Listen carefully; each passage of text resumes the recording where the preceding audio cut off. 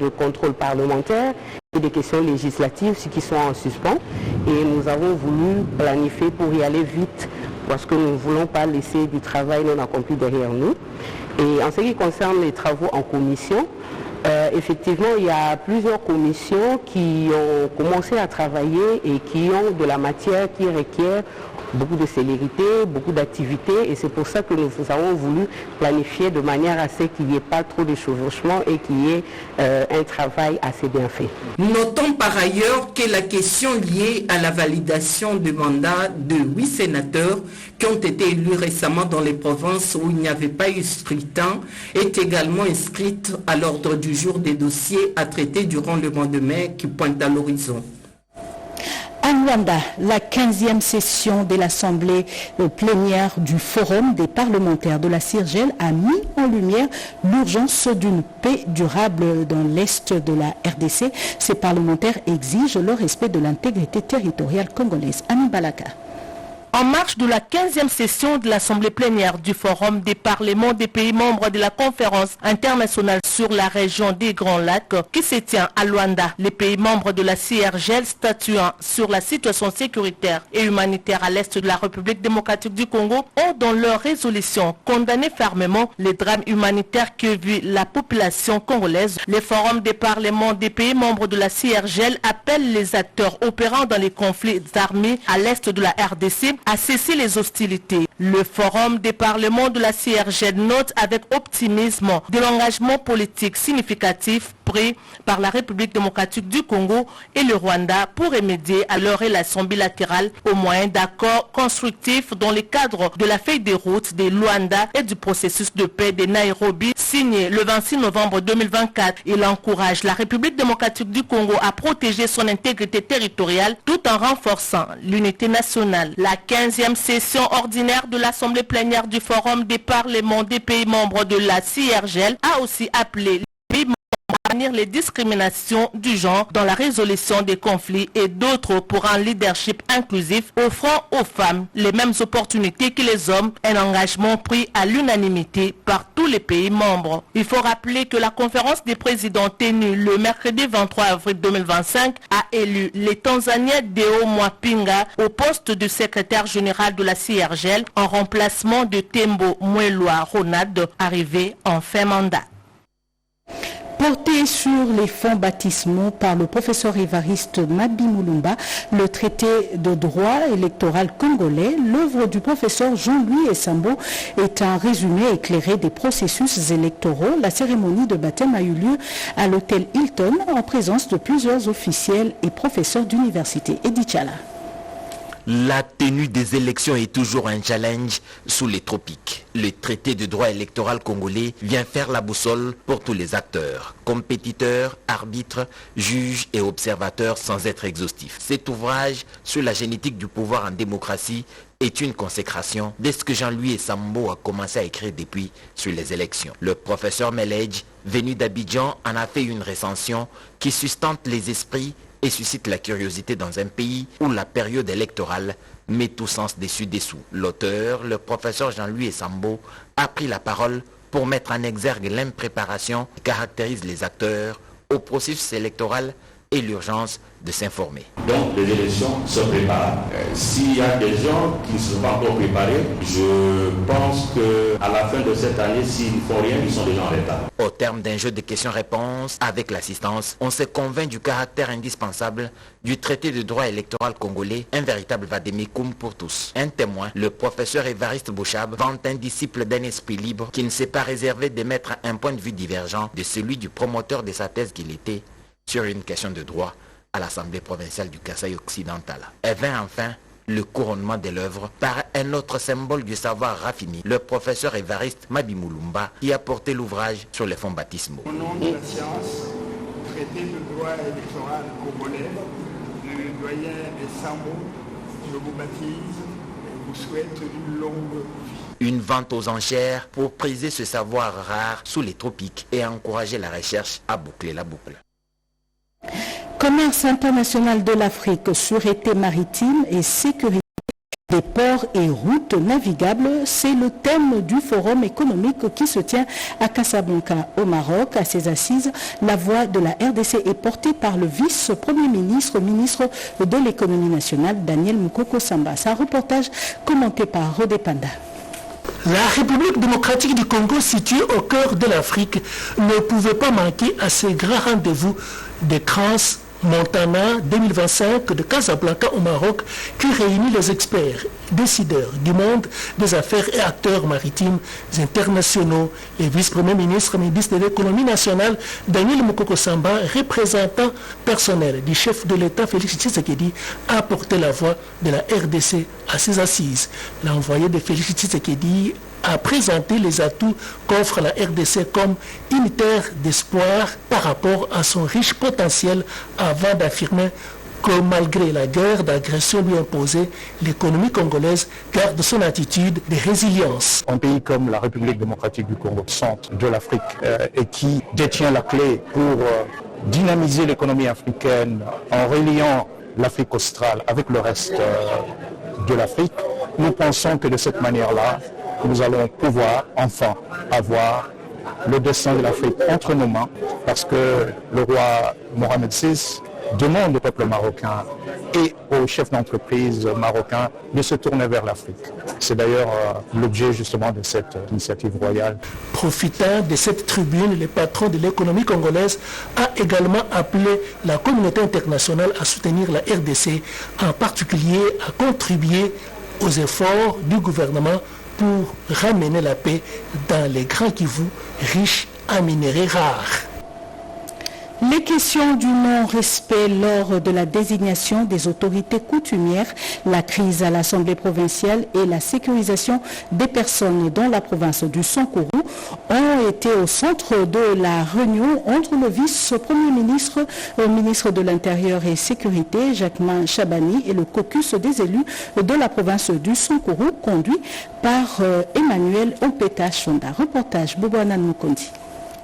Les questions politico-administratives et logistiques dans la province du Sankourou trouveront des réponses appropriées dans un bref délai. Dans la soirée de jeudi 24 avril 2025, le vice-premier ministre, ministre de l'Intérieur et Sécurité, Maître Jacquemin Chabani, l'a affirmé au caucus des députés de cette province. Cela fait suite à l'exposé de chaque membre de la délégation sur les problèmes qui menacent le vivre ensemble dans les Sankourou, parmi lesquels le non-respect de la procédure de désignation des autorités coutumières, la crise à l'Assemblée provinciale et des informations sécuritaires préoccupantes. Pour ce faire, le patron de la territoriale attend un rapport détaillé de ses hôtes afin d'y apporter des solutions. En ce qui concerne les conditions de travail du personnel sous sa tutelle, il a signalé que dans un laps de temps, le commissariat provincial de la police, les administrateurs des 6 territoires et d'autres autorités administratives seront dotés de véhicules pour améliorer leur mobilité.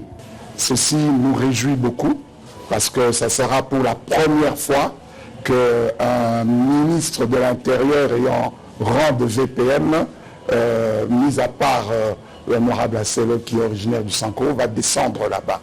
Nous avons été très contents d'apprendre de la bouche du VPM que le Sankourou va bientôt être doté en matériel pour les administrateurs du territoire, les adjoints. Ceci nous réjouit énormément. Par ailleurs, le vice-premier ministre en charge de l'Intérieur a informé les élus de Sankourou qu'il effectuera une visite dans cette province de Lumumba dans le cadre de son itinérance. Déclaration conjointe gouvernement M23-AFC ainsi que la lutte contre les inondations. C'est le toile de fond du briefing presse de hier jeudi, co-animé par le ministre de la Communication et Médias Patrick Mouyaya et son collègue de l'aménagement du territoire Guy Luando. On fait le point avec Jacques Kaboba. Dans le cadre de la lutte contre les inondations, le gouvernement congolais compte démolir toutes les maisons construites dans les zones à risque. Guy Luando Mboyo, ministre de l'aménagement du territoire, l'a dit au cours du briefing presse co-animé avec son collègue de la communication et médias, Patrick Mouyaya Katembwe. L'option de destruction de toutes les constructions faites dans les zones à risque a été levée dans le cadre de la cellule de crise mise en place après les inondations survenues à Kinshasa à la suite des pluies diluviennes du 4 au 5 avril dernier. Le chef de l'État, Félix Antoine Tshisekedi Tshilombo, et Madame la Première ministre du chef du gouvernement ont été très clairs sur la question de la relocalisation. D'abord, il faut que la population comprenne que c'est pour leur propre intérêt. Ce n'est pas responsable pour un gouvernement de laisser la population s'installer sur des zones où eux-mêmes s'exposent à des dangers, s'exposent à des phénomènes de catastrophe, de faire de manière responsable pour des tensions sociales. Répondant à la déclaration conjointe RDC-AFC M23 faite le mercredi dernier, Patrick Mouyayaka Timboué, ministre de la Communication et Médias, a réagi en ces termes. Lorsque le président de la République décide de répondre à toutes ces recommandations internationales pour ouvrir ces institutions, il y a eu la réunion de Doha du 18 mars 2025, parce que vous ne pouvez pas interpréter la déclaration conjointe qui a été faite hier sans relire la déclaration du 18 mars. C'est l'élément déclencheur. Je rappelle ici qu'avec le Rwanda, dans le cadre du processus de Luanda, toutes les questions étaient vidées. Il restait la signature. La question qui restait pendante pour permettre justement une évolution, parce que nous sommes dans une phase très critique qui est la phase d'atterrissage, c'était la question du M23. La dernière déclaration conjointe est pas vers la paix en République démocratique du Congo. Il s'agit de la suite logique de la déclaration conjointe du 18 mars dernier à Doha, mais aussi des recommandations faites par plusieurs organisations internationales, à savoir les Nations Unies, l'EAC et la SADC. Capitaliser le bien fondé du partenariat RDC-États-Unis d'Amérique et sa bonne compréhension par la population congolaise, l'ambassadeur itinérant du chef de l'État, Antoine Gonda, fixe l'opinion. Mireille Ndeke. C'est une nouvelle ère pour la RDC qui sonne la fin de l'instabilité dans sa partie Est. Comme toile de fond, la récente visite de deux émissaires du président américain Donald Trump à Kinshasa, Massad Boulos, conseiller principal, et Corinna Sanders, sous-secrétaire d'État adjointe aux affaires africaines. Depuis, le pouvoir de Kinshasa attend un partenariat costaud dans les domaines de la défense avec les USA. L'ambassadeur itinérant du chef de l'État, Antoine Gonda Mangalibi, martèle ce qui suit. Leur passage récent dans la région des Grands Lacs et en République démocratique du Congo chez nous, ouvre une ère stratégique inédite dans les relations entre les États-Unis et la République démocratique du Congo. Cette visite n'était donc pas anodine, et je dirais agissante du président Félix Tshisekedi. Et pour taire la polémique autour de ce partenariat commercial avec l'Amérique, l'ambassadeur Antoine Gonda, avec des exemples concrets, démontre le bien fondé de cette collaboration et appelle les Congolais de tous bords à adhérer à la vision salvatrice du chef de l'État. Janvier 1945, quand le président américain Franklin Roosevelt et le roi Abdelaziz Ibn Saoud d'Arabie Saoudite. Ces deux personnalités se rencontrent et font un accord tacite où l'Arabie Saoudite garantit un approvisionnement stable en pétrole aux États-Unis, et cela en échange que les États-Unis assurent la protection militaire du royaume. Il y a aussi notre voisin Angola, dont les investissements américains post-guerre civile dans les années 2000 sont visibles, et cela particulièrement dans le secteur pétrolier, qui a permis une stabilité et un décollage fulgurant. Je pense que nous devons faire confiance à notre président de la République en cherchant à sécuriser notre pays, tout en matérialisant son développement. J'aimerais ici faire appel à notre élan de patriotisme pour que les dignes filles et dignes fils de notre pays puissent se mobiliser autour de sa vision.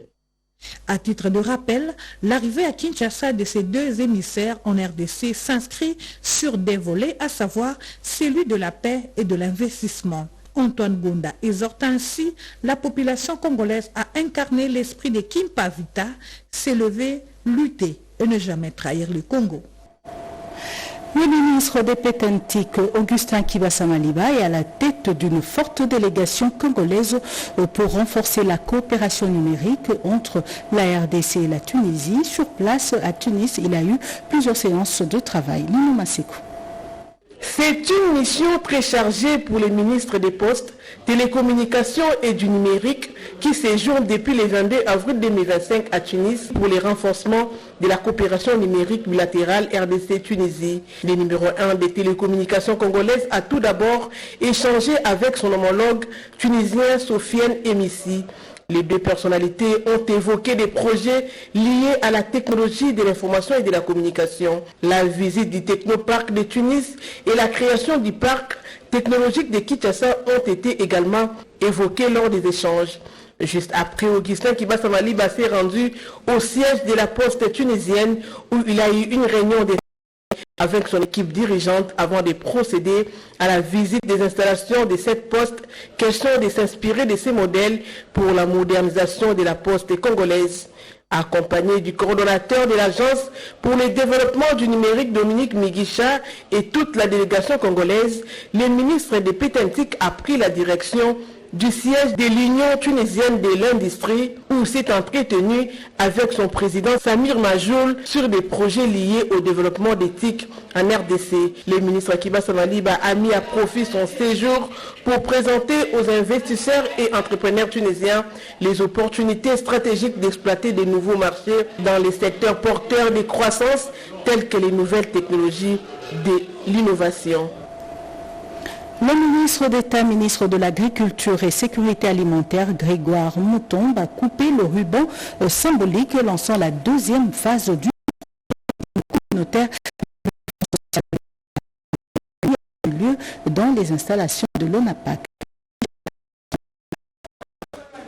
Le projet cantine communautaire voulu par le président de la République, Félix Antoine Tshisekedi, est mis en œuvre par le Fonds social de la République démocratique du Congo. Du gouvernement par l'entreprise du ministère de l'Agriculture et de la Sécurité alimentaire entre en sa deuxième phase. Ce projet de cantine communautaire a pour objectif d'installer un nouveau réseau de distribution des principaux produits alimentaires de première nécessité de très bonne qualité à prix social fixe. Le coordonnateur du Fonds social de la RDC, Philippe Ngwala Malimba, en résume l'intérêt. Le projet est une réponse aux exigences de la population congolaise président de la République en ce qui concerne l'amélioration du panier de la ménagère et du pouvoir de la population congolaise. Il cible essentiellement les populations à faible revenu. Le ministre d'État, ministre de l'Agriculture et Sécurité alimentaire, Grégoire Moutombe, voit dans la réalisation de ce projet une concrétisation de l'engagement du gouvernement de la République.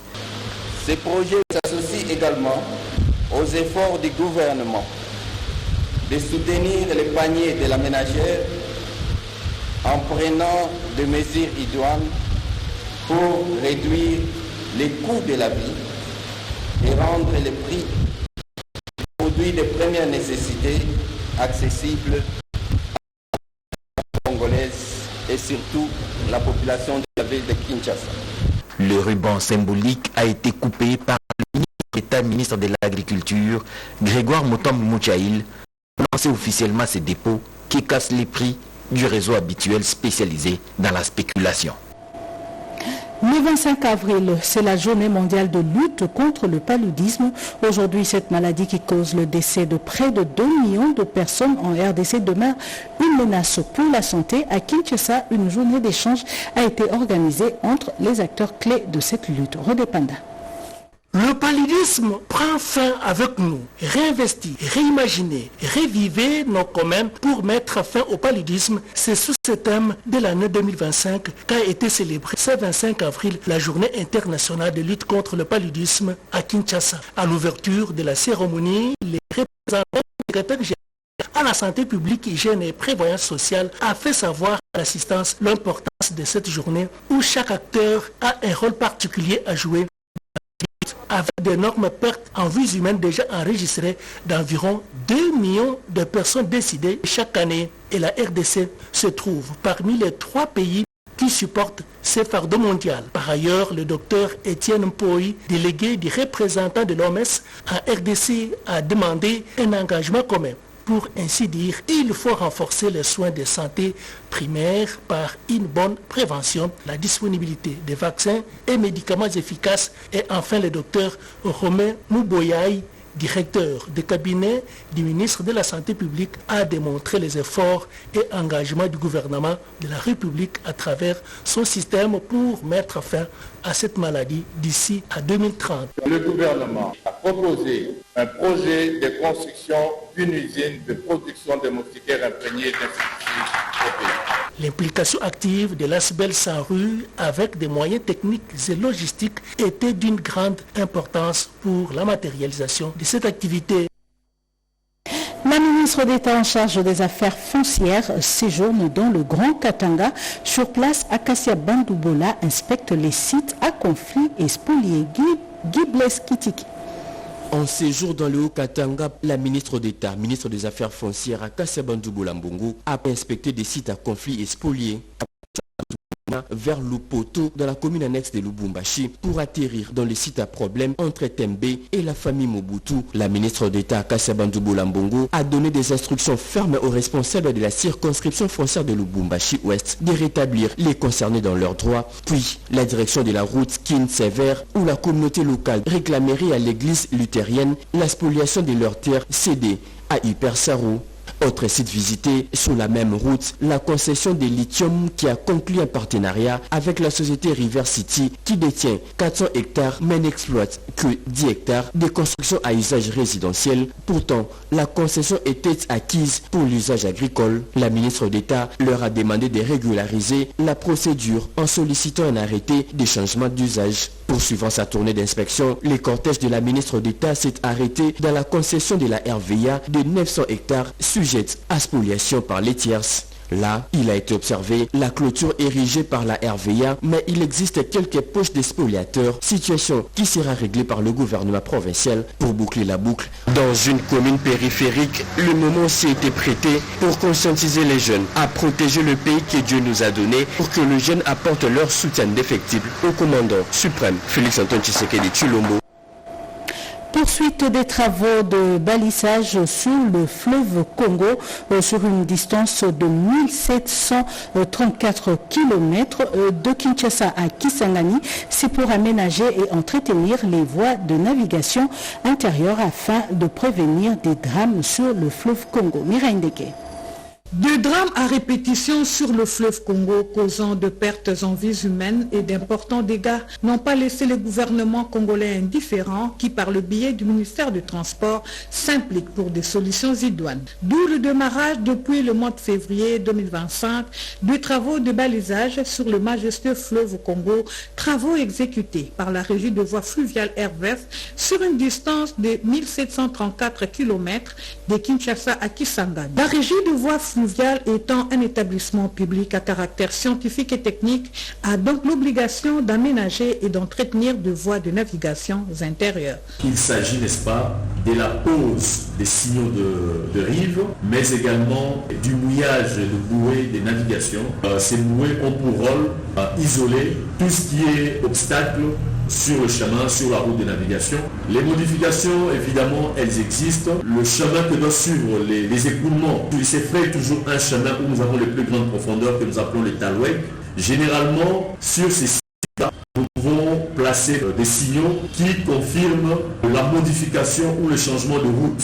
Mois d'avril, petite saison sèche étant caractérisée par un faible mouillage, malgré les retours de pluie, la RVF rappelle ainsi aux utilisateurs à la prudence et au strict respect des normes de balisage. L'Union sacrée a désormais son hymne. Il a été présenté ce 24 avril par le secrétaire permanent André Bata. C'était en présence de quelques membres de l'Union sacrée, nous dit Robert Daye.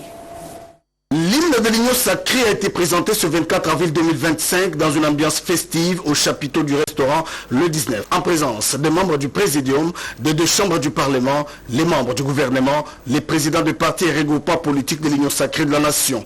Le secrétaire permanent de l'Union sacrée, le professeur André Mbatavetukume Soumangu, a expliqué la symbolique de cette mélodie qui incarne les valeurs d'unité, de paix et de progrès. André Mbata a souligné l'importance de cet hymne de l'Union sacrée comme un outil de mobilisation pour tous les Congolais, les appelant à se rassembler autour du président de la République, Félix Antoine Tshisekedi Tshilombo, haute autorité politique de l'Union sacrée de la Nation. Et ici, il fallait revenir sur l'union. Parce que l'union sacrée de la nation, l'hymne retenu devait avoir ces concepts-là, ces trois mots-là. Devait insister sur l'unité. Nous pouvons être debout que si nous sommes unis. Les prix des auteurs-compositeurs ont été remis par le deuxième vice-président de l'Assemblée nationale, Christophe Mbosso, de la questeur, Madame Poli et l'ancien Premier ministre de la République, Sami Badibanga. Christophe Mbosso Kodia, doyen des membres du Présidium, a salué les travaux remarquables du secrétaire permanent André Mbatabetoukoumé Soumangou pour sa détermination à promouvoir les valeurs de cette plateforme présidentielle. Depuis que vous êtes là, honorable secrétaire permanent de l'Union sacrée, nous sentons une vivacité.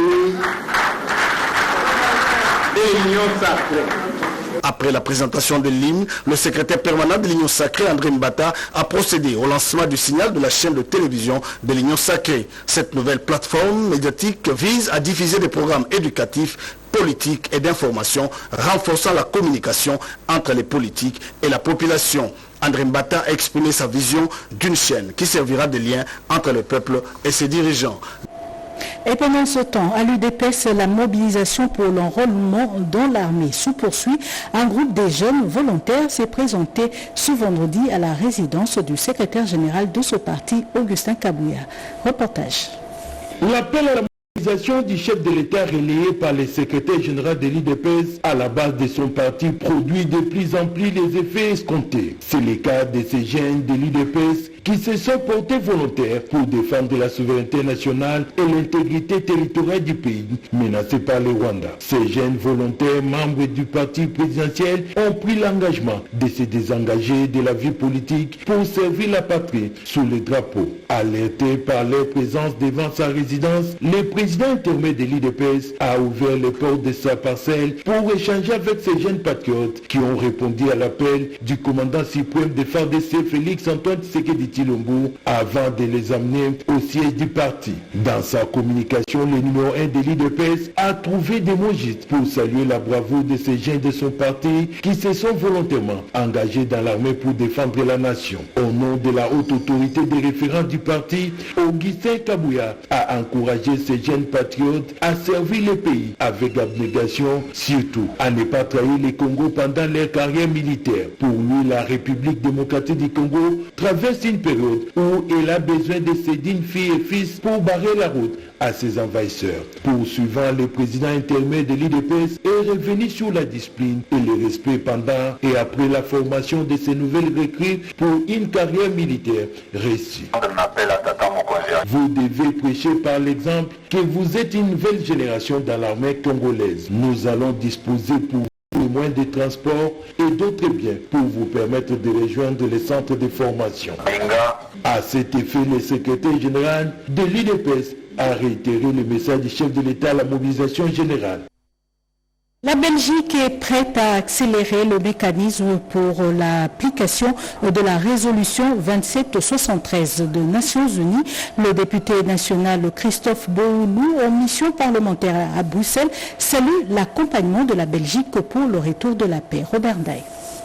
Le député national Christophe Boulou séjourne en Belgique dans le cadre de la diplomatie parlementaire. Il a échangé dans un climat de cordialité, mais aussi de gravité face à l'agression rwandaise. Avec la députée présidente de la commission des relations extérieures belge, Christophe Boulou a commencé cet entretien par exposer la situation sécuritaire à l'est de la République démocratique du Congo avec l'occupation des villes de Goma et de Bukavu par l'armée rwandaise. Avec le député André Flao et le vice-premier ministre des Affaires étrangères belge, l'élu de Bikoro a mis en lumière les conséquences de cette guerre d'agression sur la stabilité régionale et la sécurité des populations sous occupation. Nous avons aussi eu l'occasion avoir l'audience avec le vice-premier ministre des Affaires étrangères belge. Nous avons parlé de l'Est, de ce qui se passe, et nous l'avons félicité de sa position claire de la condamnation de l'agression de notre pays par le Rwanda avec l'M23. Et nous avons aussi demandé que la coopération militaire continue dans ce sens-là pour bien former nos militaires.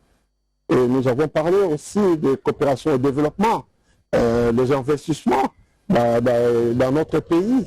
Tous ont suivi avec une attention particulière le vice-premier ministre, ministre des Affaires étrangères belge, qui connaît les Congos, est attendu à Kinshasa le 27 avril prochain, a promis d'activer pour que la résolution 2773 soit appliquée pour le retour définitif de la paix à l'est de la RDC.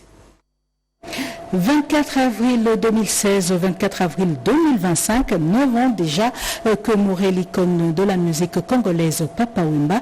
Hier, une cérémonie commémorant ce 9e anniversaire à laquelle plusieurs personnalités du monde culturel ont pris part a été organisée et en marge, une exposition dénommée 100% Star se tient du 24 avril au 11 mai 2025 au Musée national. Mireille Ndeke.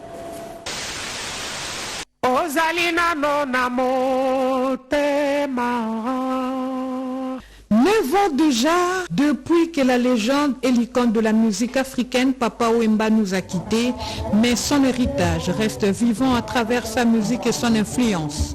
En tant que gardien du patrimoine culturel de la République démocratique du Congo, l'Institut des musées nationaux du Congo, avec ses musées dont celui de la Rumba et le Musée national de la RDC, organise du 24 avril au 11 mai 2025 au Musée national de la RDC l'exposition exceptionnelle dénommée 100% Star. Un hommage à celui qu'on appelait affectueusement Bakala Diakouba. Plusieurs personnalités du monde culturel en général et de la musique en particulier ont pris part à cette journée commémorant cette icône de la rumba congolaise, appelé affectueusement Papa Wemba par ce fan. Un événement marqué par la présence de Madame Amazon, épouse de Papa Wemba, qui n'a pas caché sa satisfaction pour cette marque de reconnaissance à son défunt mari. L'événement sera aussi marqué par diverses activités, expositions de photos et d'objets personnels, conférences, projections vidéo, performances artistiques et bien plus encore. Rendre hommage à Papa Wemba, c'est préserver notre patrimoine à tous.